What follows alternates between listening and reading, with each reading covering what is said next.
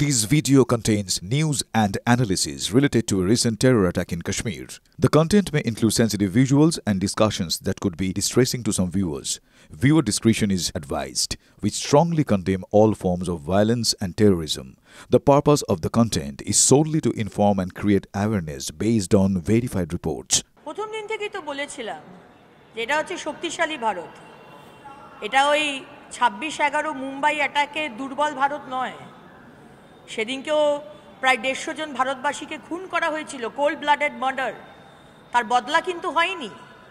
এই যে রাহুল গান্ধী এত বড় বড় কথা বলেন, প্রিয়াঙ্কা গান্ধী, সোনিয়া গান্ধী, মনমোহন সিংজি, কংগ্রেস সরকার, India alliance partner Mamata Banerjee, বদলা কিন্তু সেদিন হয়নি।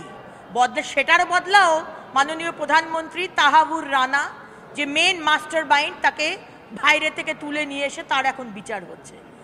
এবং গতকাল যেটা হলো অপারেশন সিঁদুর, নামটাও শুনলাম মাননীয় প্রধানমন্ত্রী দিয়েছেন।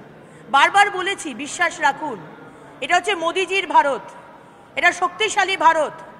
140 কোটি ভারতবাসী, সে হিন্দু হোক, মুসলমান হোক, খ্রিস্টান হোক, যেই হোক ধর্মের, তার ওপর যদি নজর উঠিয়ে কুনজরে যদি দেখেন তার বদলা কিভাবে নিতে হয়, মাননীয় প্রধানমন্ত্রী সেটা কাল দেখিয়ে দিলেন। 25 জন হিন্দু মহিলার সিঁদুর মিটিয়ে দেওয়া হয়েছিল, তাই এই নাম দেওয়া হয়েছে অপারেশন সিঁদুর। এবং এটা যুদ্ধ নয়, আপনারা মনে করবেন না এটা যুদ্ধ। এটা দেখে দেখে 9টি জায়গায় জৈশ-এ মোহাম্মদ এবং আর যা যা টেররিস্ট অর্গানাইজেশন, যেখানে পাকিস্তান টেররিস্টদের দুধ কলা দিয়ে সাপ পোষে, সেই সব টেররিস্টদের শেষ করে দেওয়া হয়েছে।